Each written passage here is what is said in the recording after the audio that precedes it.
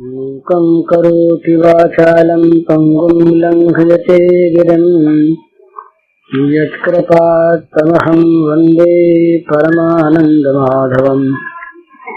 श्रीमन्मदनगोपालं वृन्दारण्यपुरन्दरं श्रीगोविन्दं प्रपद्येऽहं दीनानुग्रहकालकम्।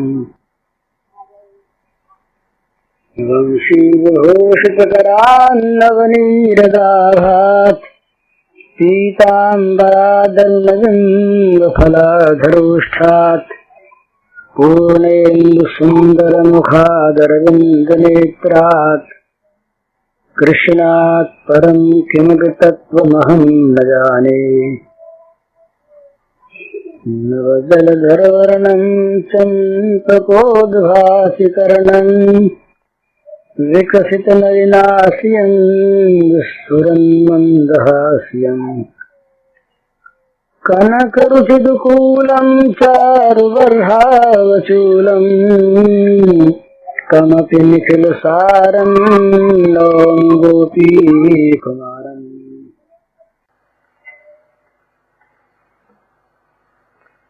कल अपने 3 बात अंत में हुई थी। भगवान का हो जाना और भगवान के नाम का आश्रय करना और बुरे संग का त्याग करके अच्छा संग करना। भगवान का हो जाना का अर्थ यही है, नारद जी ने कहा है अनन्यता का रूप बताते हुए, अन्याश्रय का त्याग ही अनन्यता है। माने हमारे मन में जो दूसरे आश्रय रहते हैं, भरोसा रहता है कि उसके द्वारा हमारा ये काम हो जाए, ये काम विद्या से होगा, ये काम बुद्धि से होगा, ये काम अमुक मनुष्य के द्वारा होगा। इस प्रकार बहुत तरह के हमारे मन में आश्रय रहते हैं।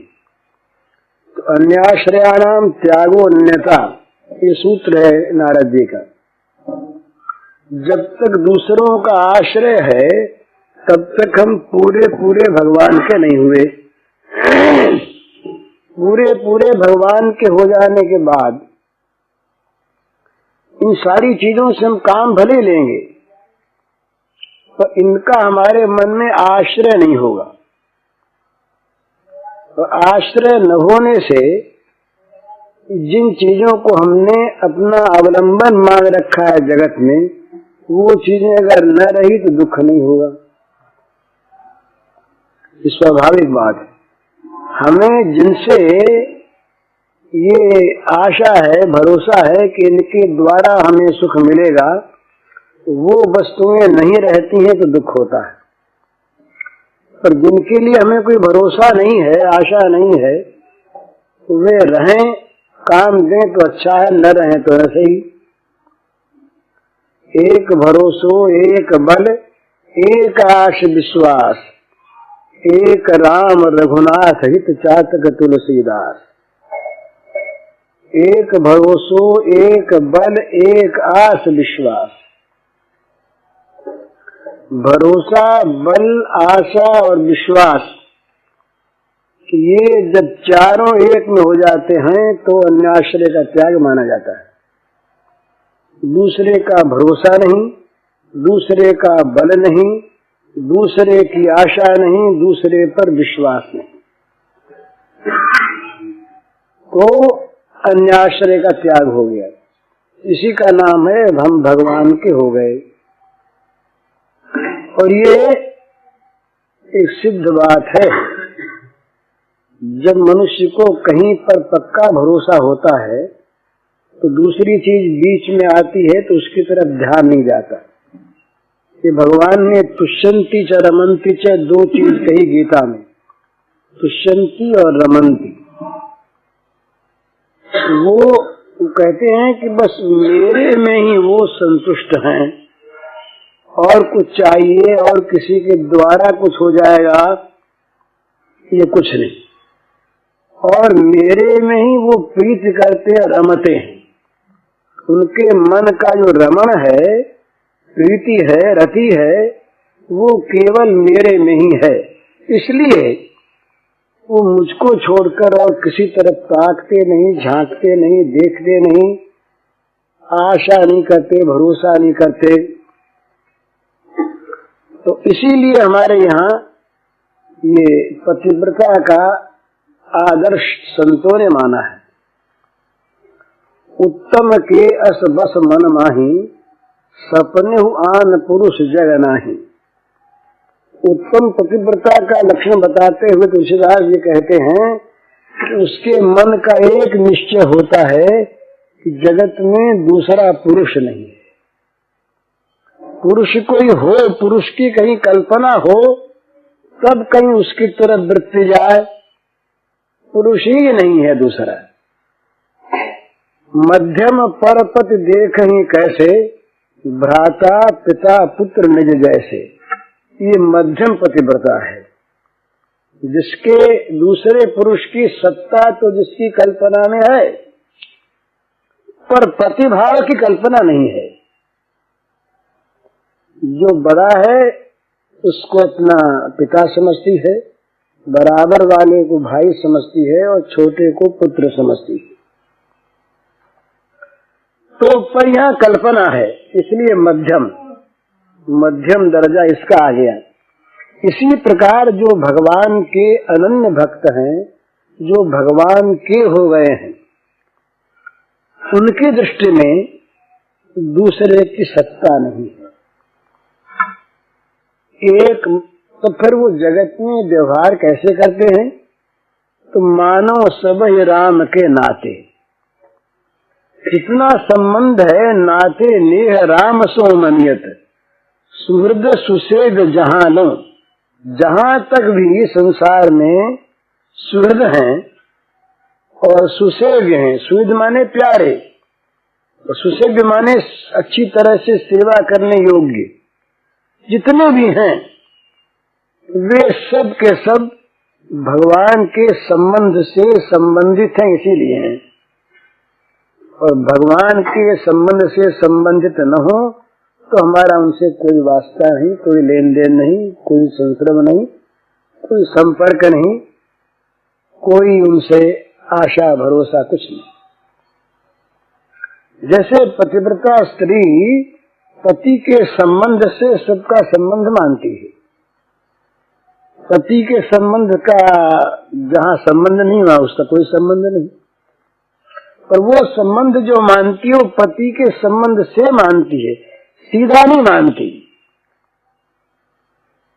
सीधा संबंध उसका एक पति से ही है और कहीं नहीं।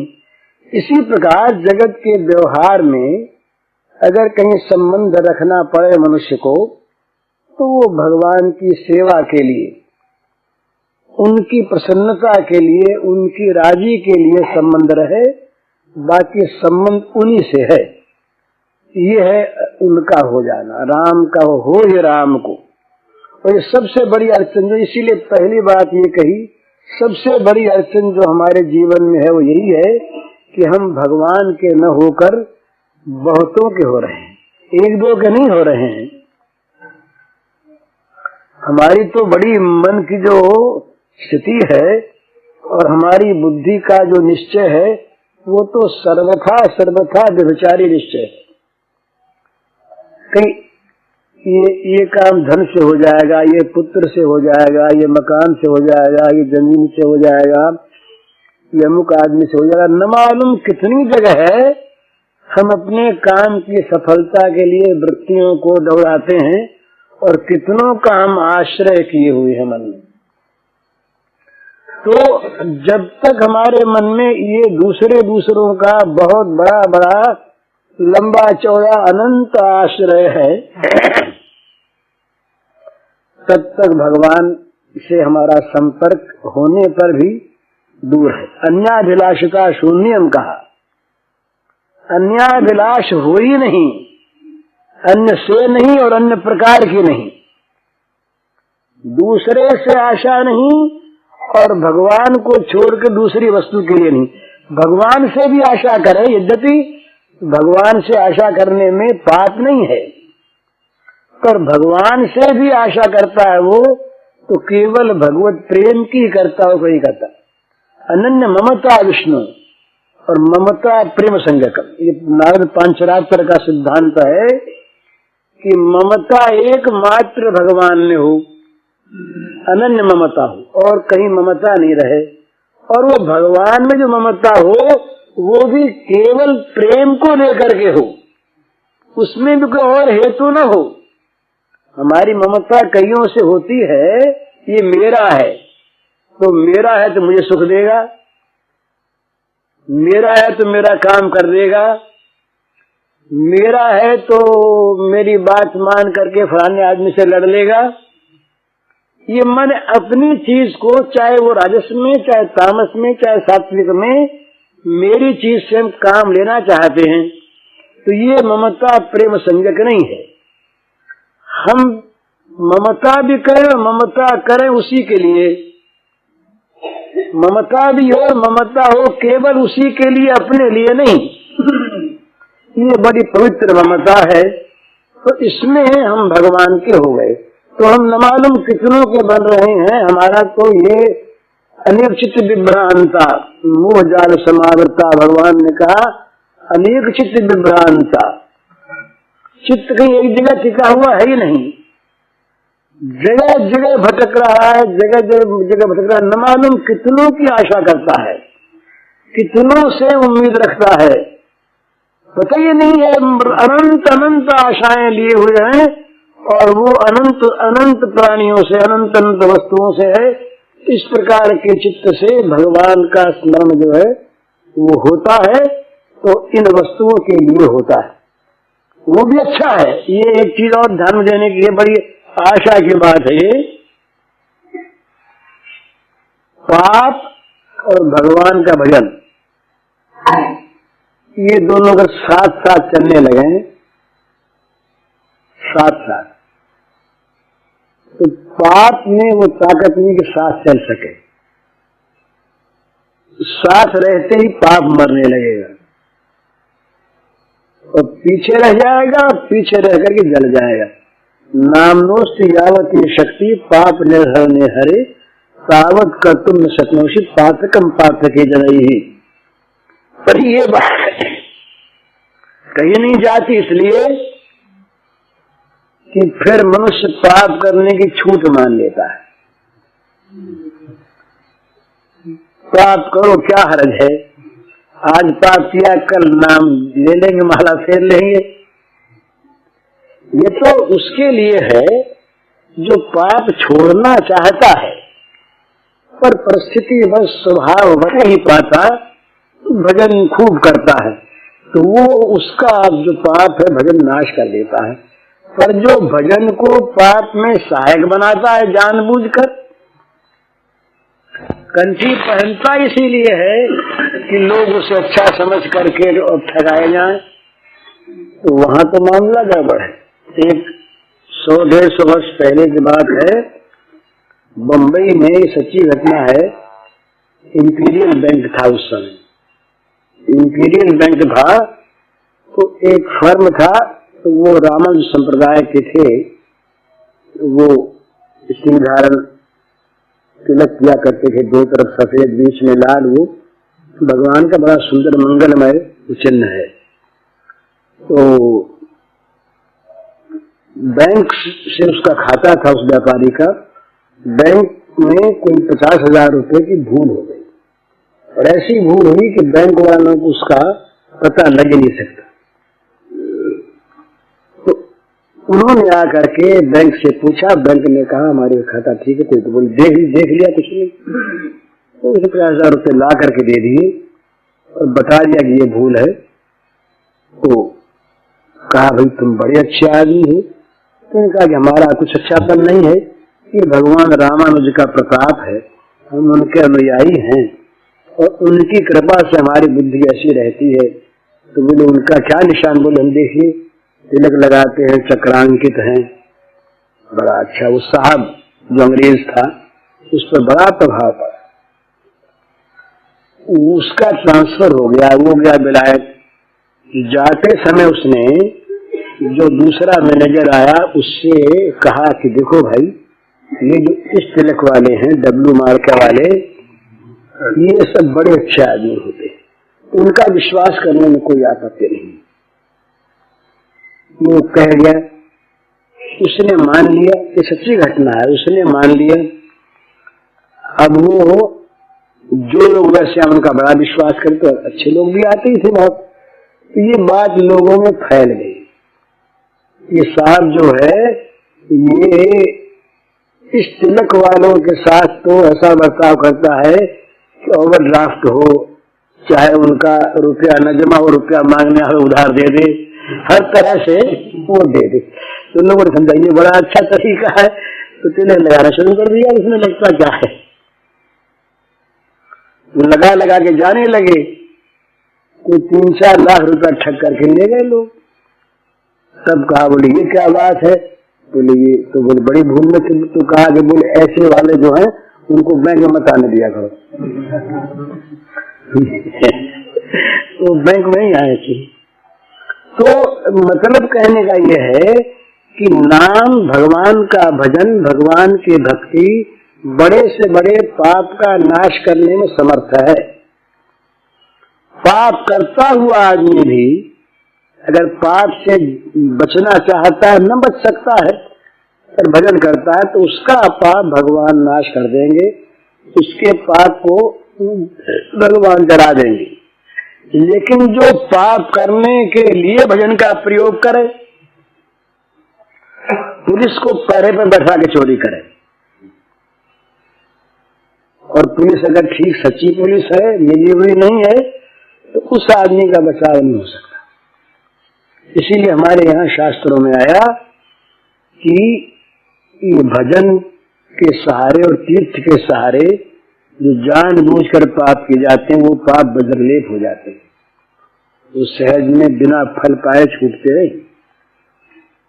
तो ये मैं कह इसलिए गया इतनी बात कि जो ऊंची से ऊंची बात कही जाती है कि कामना का सर्वथा, वासना का सर्वथा, दूसरे के आश्रय का सर्वथा त्याग करने पर ही भगवान के हम हो सकते हैं, इससे कोई डरे नहीं। ये बात बहुत कठिन नहीं है वैसे, पर कठिन भी माने, और हमारा मन यदि भजन में लगे और हमसे पाप भी होते हों तो पापों को भजन नाश कर देगा। पर ये बात कहनी इसलिए नहीं बनती कि फिर लोग समझ लें कि भी पाप तो करो ही। फिर ये बात तो मिली गई, पाप करने में नहीं भजन नाश कर देगा। अब भजन हो चाहे न हो, पाप करने में छूट आदमी ले लेता है, मनुष्य की कमजोरी है। तो इसलिए साथ साथ ये बात फिर कही गई कि भाई जो जानबूझ करके भजन को पाप में सहायक बनाता है, उसके पाप भजन नहीं काटता। तो असली चीज ये है कि वो वास्तव में बहुत कठिन नहीं है भगवान का हो जाना। ये भगवान के हो जाने में सचमुच सब तरह का लाभ ही लाभ है। जो लाभ चाहते हैं उनके लिए भी, और जो कामना की पूर्ति चाहते हैं उनके लिए भी, और जो शत्रुओं से बचना चाहते हैं, कामादि शत्रुओं से, उनके लिए भी भगवान का जो आश्रय है ये सर्वथा निरापद है, सुरक्षित है और अमोघ है। अमोघ है, ये कभी व्यर्थ जाता ही नहीं। तो इसमें लाभ ही लाभ होना कठिन इसलिए नहीं है कि ये खाली समझ में आने की देर है। जहां से सब काम सहज में हो सकते हों उनका आश्रय हम करें, इसमें कोई कठिन चीज नहीं है। संसार में हम करते ऐसा ही है, जो काम सुगम दिखता है, लाभ का दिखता है, उसे हम करते हैं। पर वहां आपत्ति इतनी है कि इसमें विश्वास नहीं होता। भगवान का हम क्यों नहीं बनते कि भगवान का बनने में विश्वास नहीं होता। इसीलिए कि सकाम भावना बहुत चलती है। भला एक आदमी तीन भाव हैं। एक आदमी के मन में कामना है ही नहीं, वो केवल भगवान का विशुद्ध भजन करता है। और एक आदमी कामना मन में है पर कामना का भजन नहीं करता, और एक आदमी कामना मन में भी कामना से करता है। तो जो बीच वाला है ना, वो असल में वैसे बुद्धिमान है। सोचिए आपके यहाँ कोई नौकर रहे और आपके देने पर भी कुछ लेना न चाहे, और आप उसको 1000 रुपये कहते तुम ये अच्छा खा लो, अच्छा पहन लो, अच्छे कपड़े ले लो, तुम्हारे वो कुछ लेना चाहे नहीं, तो क्या होगा? उसकी चिंता आपको हो जाएगी, उसको आप अधिक देंगे, वो नहीं देगा, उसके घर भेज देंगे। तो जो कुछ भी न चाह कर भजन करता है उसकी इच्छा अधिक पूरी होती है, पर ये समझ करके जो न चाहे वो निष्काम होते हुए भी सकाम ही है। तो देखिए भाई, मांगेंगे तो मिलेगा सीमित,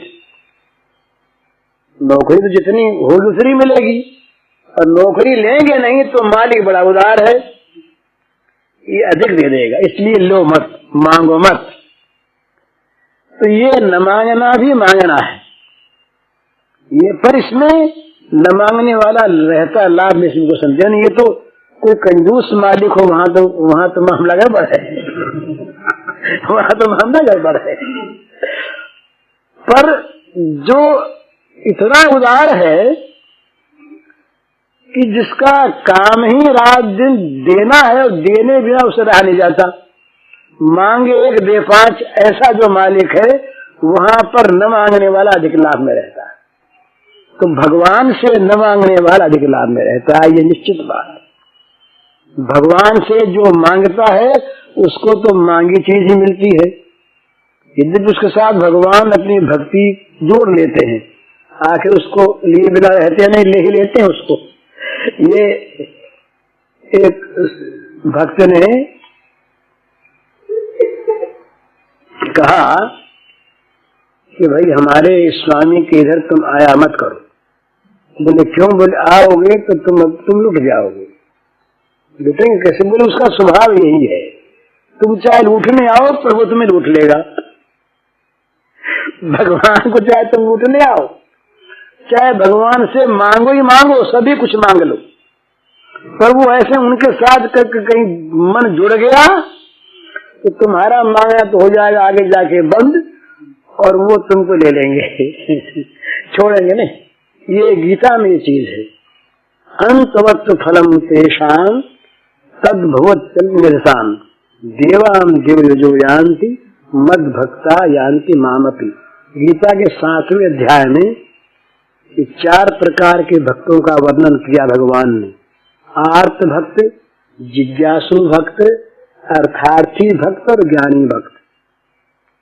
तो कहा चारों ही उदार हैं, उदारा सर्वैवैते चतुर्विधा भजन्ते माम जना सुकृति, चारों सुकृति हैं, चारों उदार हैं, और चाहे कैसे ही भजें मद भक्ता यान्ति मामपि, वो अंत में मुझको ही पाएंगे, इसमें कोई संदेह नहीं। इसलिए भगवान की सकाम भक्ति करने में भी हर्ज नहीं है, पर हर्ज इतना ही है कि देर होगी उनको पाने में, और बिना मांग के हम उनकी भक्ति करें तब तो हमको मिल तो जाएगा बहुत। पता नहीं इतिहास क्या बनता, पर सुदामा ने मांगा नहीं, सुदामा ने मांगा नहीं। सुदामा मांगता तो कितना मांगता? सुदामा मांगता तो अपनी बुद्धि के अनुसार ही मांगता ना। एक आदमी के मांगने में 2 चीज उसके सामने आती है, अपनी हैसियत और अपनी बुद्धि। बहुत दूर तक मांगने को बुद्धि नहीं जाती, एक बात, और दूसरे वो छोटा आदमी बड़ी चीज मांग ले तो अच्छा भी नहीं लगता। तो दोनों बातें बाधक होती है। तो सुदामा अगर मांगता, दरिद्र ब्राह्मण तो कितना मांगता, पर नहीं मांगा, तो भगवान ने वो दिया कि सुदामा पूरी दूसरी द्वारका पूरी बन गई। भ्रम हो गया सुदामा को, जब पहुंचा सुदामा पूरी वापस, तो उसे भ्रम हो गया कि मैं कहीं भूल भाल करके द्वारिका में वापस आ गया,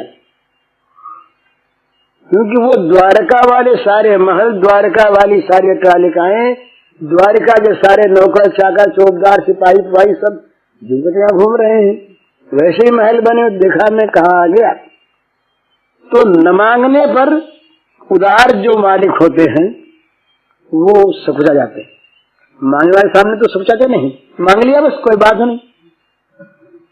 जो भगवान से कह देते कि आपकी इच्छा से दो, तब तो भगवान के लिए आफत मच जाती कि अब दें क्या इसको क्या दें, इसको तो कुछ दे ही नहीं सकते। जो ले लेता है, जो मांगता है, उसे तो देना सहज है। भाई मुक्ति भी मांग लो ना, कुछ दे देंगे मुक्ति। तो जो कहता है मुक्ति देनी चाहिए, अब भगवान के लिए बड़ी मुश्किल होती है, भगवान उसको क्या दें। तो न मांगने वाला रहता है लाभ में, पर मुझे लाभ हो इसलिए न मांगू, ये वृत्ति नहीं चाहिए। इसलिए ऊंची चीज तो वही है कि जिसमें मांगने की वृत्ति ही न रहे, बस केवल यही रहे कि इनको सुख हो। ये बहुत बड़ी ऊंची चीज है। भला ये समझ में आ जाए आदमी के तो वैसे तो मूर्खता की बात लगती है कि जरा सा नन्हा सा आदमी, इसके पास कोई सामग्री नहीं, कोई चीज नहीं, कोई सामान नहीं, कोई स्थायी वस्तु नहीं, और ये भगवान को सुखी करने की बात कहता है। वहां दुख पड़ा है कि जहाँ दुख को मेरे सुखी कर देगा। बड़ी हंसी की सी बात है। भगवान को जो आनंदमय है, आनंद स्वरूप है, नित्य है, परमानंद रूप, उनको क्या सुख देगा कोई। पर इसकी अनोखी भावना है कि मैं तो भगवान को सुख दूंगा और अपने कुछ उनसे दूंगा नहीं। तो वहां सचमुच ये होता है, उसके द्वारा भगवान, नित्य सुखी भगवान सुखी होना चाहते। ये जो कथाएं आती है ना कि भाई विदुर के यहाँ भगवान खाने गए, क्यों गए? स्वयं भी उनके साथ बड़ा सामान था। स्वयं उनकी कथा आती कि उनके साथ सेना गई थी, बहुत बड़े बड़े लोग साथ गए थे, बड़ा सामान साथ था। कल को दुर्योधन कहीं झगड़े कर बैठे तो वहां तो भगवान ने विराट रूप में दिखा दिया कि भाई तुम मुझको अकेला समझते हो, मेरे शरीर में सब हैं, अकेला मैं नहीं। शरीर में तमाम अक्षर दिखा दिया, पर और ऐसे साथ था उनके, बहुत लोग साथ थे, सारा सामान साथ करके लड़ना पड़े तो वो लड़ाई भी हो जाए तो कोई बात नहीं, लेकिन अपने सामान को नहीं छेड़ा। और दुर्योधन बेचारा इतना तैयारी उसने करके रखी थी, तैयारी में कोई कमी नहीं थी। दुर्योधन के यहाँ श्री कृष्ण के स्वागत में प्रेम तो नहीं था, पर तैयारी उनकी अपने गौरव की थी ना। हम राजा हैं तो हम क्या भिखारी की तैयारी करेंगे? दिखाएंगे उसको कि हमारे यहाँ ये ऐश्वर्य है। तैयारी बहुत थी। उस तैयारी को छोड़ छाड़ करके ये बिल्कुल भूखे बनकर और विदुर के घर पहुंचे। क्या बात थी? वो ही बात कि विदुर के द्वारा इनको सुख होता है, विदुर पत्नी के द्वारा इनको सुख होता है। वो जो सुख देना चाहते हैं वो सुख दुर्योधन के यहाँ नहीं, वो सुख अपनी सामग्री में नहीं। भागवत में आया, भगवान ने कहा कि भाई मुझे सबसे निकट जो है तीन हैं, ब्रह्मा जी जो मेरे नाभि से उत्पन्न हुए, और शिव जी जो मेरे स्वरूप ही हैं, और लक्ष्मी जी जो मेरे वक्षस्थल पर विहार करती। तो इन तीनों का भी वो दर्जा नहीं है जो इन प्रेमी भक्तों का है। इन्होंने जो पाया उन्होंने वो नहीं पाया कि वो मुझे सुख देते भी हैं, लेते भी अपना स्वरूप ही है। पर ये तो केवल प्रेमी तो केवल मुझे सुख ही देना चाहते हैं, खुद कुछ लेना चाहते ही नहीं। इसलिए इनके प्रेम रस का जितना मैं भूखा हूं, उतना भूखा उनके द्वारा नहीं, उनके द्वारा नहीं। इसलिए ये बड़ी ऊंची चीज है, भगवान को सुखी बनावे